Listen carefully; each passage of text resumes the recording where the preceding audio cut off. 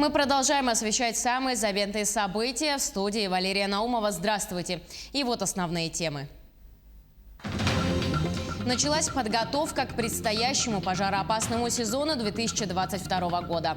Для защиты лесов и борьбы с пожарами будет выделено дополнительное финансирование. Прошедших полную вакцинацию от COVID-19 поощрят деньгами. Выигравших будет 1000 человек, и каждый получит по 100 тысяч рублей. Во всех школах Якутии 1 сентября проходят торжественные линейки. Городская школа номер 5 не исключение. Там с торжественным словом выступила вице-премьер правительства республики Ольга Балабкина.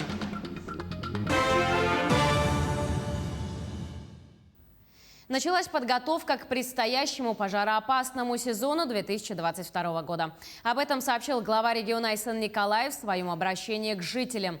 Также он отметил, что президент России Владимир Путин, выступая на съезде «Единой России», заявил, что для наращивания возможностей регионов в защите лесов и борьбе с пожарами будет дополнительно выделено еще 24 миллиарда рублей. Таким образом, финансирование охраны лесов будет увеличено в 2 раза. Помимо этого, перед администрациями муниципальных образований поставлена задача совместно со структурами Якутлесресурса выполнить все мероприятия по защите сел от угрозы лесных пожаров. В целом, на сегодняшний день на территории республики действует 27 лесных пожаров. Из них по 7 проводятся мероприятия по тушению. Всего на тушение пожаров работает более 300 человек и 31 единица техники. За сутки в регионе локализовано 3 очага, ликвидировано 5. Для тушения лесных пожаров, мониторинга обстановки и передислокации личного состава привлекались воздушные судна. Количество 7 единиц, приближенным и угрожающим населенным пунктам, объектам экономики пожаров нет.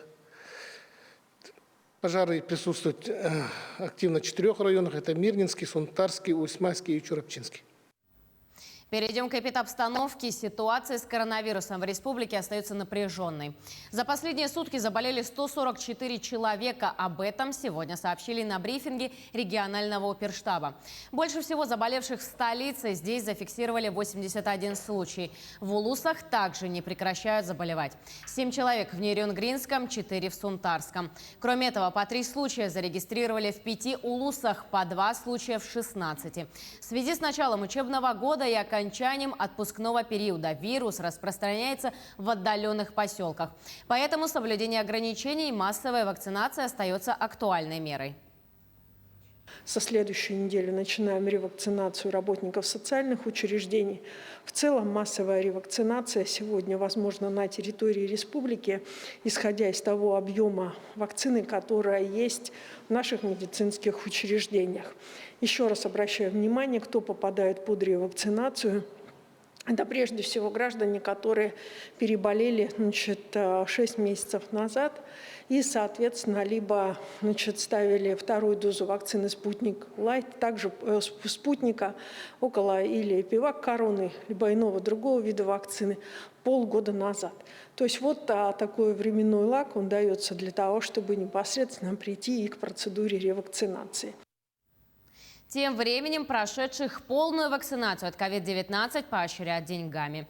С сегодняшнего дня стартует программа поощрения граждан, которые сделали прививку от коронавирусной инфекции. До 1 декабря состоится 2 розыгрыша денежных призов.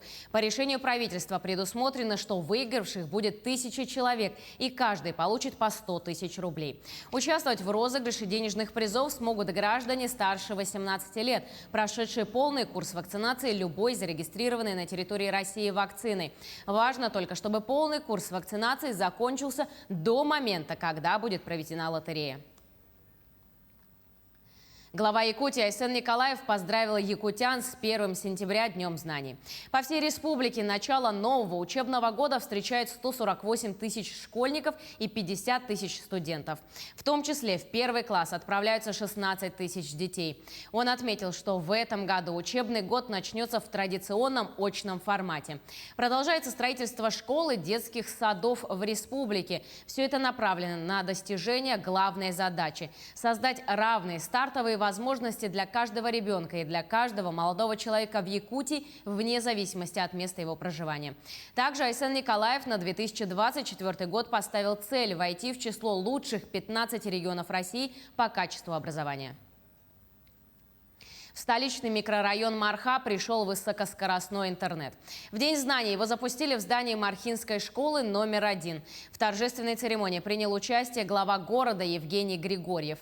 Теперь доступ к высокоскоростному интернету имеют более 9,5 тысяч жилых домов. Помимо этого, жители Мархи и Соцсатал смогут беспрепятственно пользоваться образовательными государственными услугами.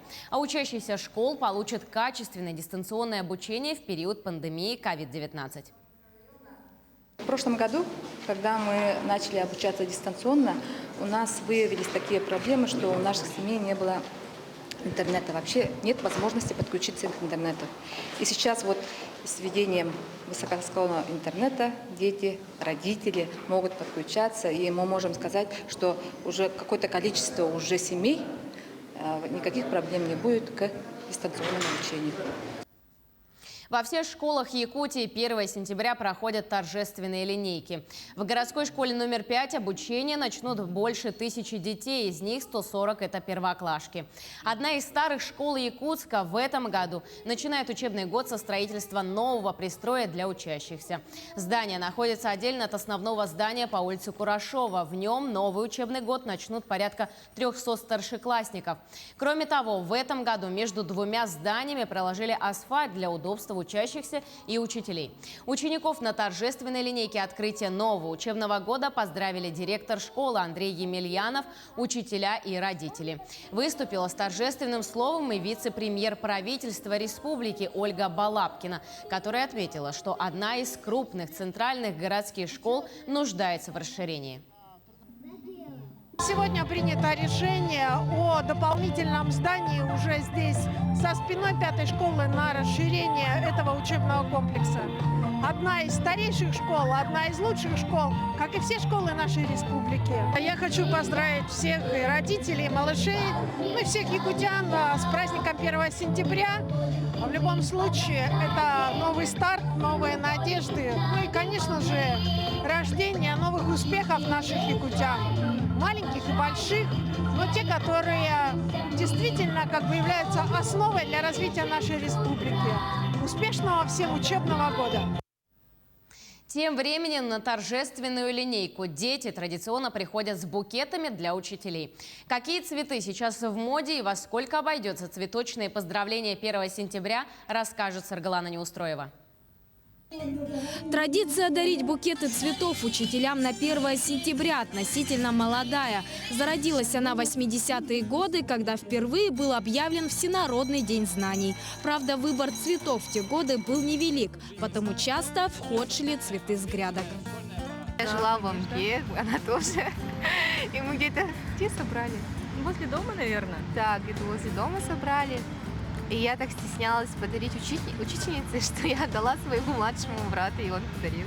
Втихаря некоторые, конечно, рвали. На площади Ленина раньше цветы только росли. И вот некоторые, конечно, и на площади Марата. Я знаю, что там раньше немножко так рвали цветочки для своей учительницы. Однако времена вынужденного вандализма давно прошли, и рынок уже давно диктует свои правила. Роскошные хризантемы, нежные розы, милые гипсофилы и никакого пластика. Вот главные амбассадоры любого букета. В тренде сейчас пышные объемные букеты, микс, монобукеты, то есть из только одних цветов. В крафте очень красиво смотрится. При этом на то, каким будет букет, влияет и то, кому вы его дарите. Молодым учителям более нежные цвета, ну а если в возрасте, то уже можно и погуще цвет. По словам якутских флористов, средняя цена букета по городу стартует от 1000 рублей. При этом готовиться к сезонам праздников цветочные магазины начинают еще за неделю. Закуп цветов у поставщиков возрастает в 3-4 раза. В праздничные дни букеты не дорожают. Все зависит от транспортировки, от того, откуда заказывают цветы. А тем временем кому-то могут понравиться и полевые цветы. Но для тех, у кого аллергия на пыльцу, существует и альтернатива – сладкие букеты. В этом году приготовили букет нашему учителю, у нее аллергия, поэтому купили в этом году шоколад. А можно отснять, да? Да, конечно. В последнее время в прошлое уходят и гендерные стереотипы. Популярность набирают мужские букеты сдержанных и темных оттенков. Поэтому не забудьте поздравить и учителей мужчин. Как бы то ни было, будьте уверены, какой бы ни был букет, получить его приятно каждому. Саргалана Неустроева, Джулус Иннокентьев, Якутск. В технические вузы будет организован целевой набор на дальнейшее трудоустройство выпускников в Роскосмос. Об этом сообщили на рабочей встрече Андрея Тарасенко с заместителем генерального директора по административным и корпоративным вопросам госкорпорации Роскосмос Иваном Харченко. Абитуриенты будут поступать в технические вузы страны по тем специальностям, которые нужны сегодня Роскосмосу. Это будут дополнительные места сверх тех, что уже есть. Также договорились об организации школьных олимпиад, победители которых Роскосмос будет направлять во всероссийские детские центры, отметил председатель правительства. Дополнительно совместно с госкорпорацией будут организованы поездки школьников на космодромы, будут обновлены образцы техники в Музее космонавтики и авиации, а также комплексы для детского кванториума по робототехнике. Стороны также рассмотрели вопросы восстановления связи и интернета в пострадавших от пожара районах Якутии. Проект «Белая роза» разработан Фондом социально-культурных инициатив в 2010 году по инициативе и под личным руководством президента фонда Светланы Владимировны Медведевой. 5 лет назад начал свою работу филиал «Белая роза Саха» в городе Якутске. А о том, как реализуется проект в городе Нерюнгри, расскажет Ирина Кичигина. К 2020 году открыты и успешно работают уже 18 благотворительных медицинских центров в российских регионах. В августе свой первый маленький юбилей отмечает «Белая роза Саха» в городе Якутске. А вот в Нерюнгри центр работает всего около 2 лет. За это время диагностику прошли более 7 тысяч женщин. Патологии выявлены у 35% обследуемых. В нашем центре обследование проходят женщины по диагностике онкологических заболеваний репродуктивной системы и молочной железы. В центре у нас принимает врач-гинеколог, который проводит кольпоскопию, забор биоматериала на онкоцитологию и вирус папилломы человека. Также консультацию проводит врач-онколог-маммолог, УЗИ молочной железы малого таза и маммография. Отличительной особенностью центров «Белая роза» является создание максимально благоприятной атмосферы для пациенток, чтобы изменить негативное отношение женщины к профилактическим осмотрам. В центрах предусмотрено оказание психологической помощи женщинам с подозрением на онкологическую патологию, а также патронаж, информационная и психологическая поддержка пациенток, которым необходимо дальнейшее обследование или лечение. Когда женщины приходят к нам, мы их встречаем, успокаиваем, если выявляем заболевания, направляем их дальше по этапу и прослеживаем, чтобы они у нас не терялись. Женщины благодарны нам, что на первом этапе все-таки наше учреждение «Белая роза» выявило. Берегите свое здоровье. Обращайтесь вовремя за медицинской помощью и консультациями. Тогда это позволит своевременно назначить лечение и сохранить жизнь. Тем более, что 2021 год в республике объявлен годом здоровья. Ирина Кичигина, Вадим Барашков, Нерюнгри. К этому часу это все новости. Оставайтесь с нами.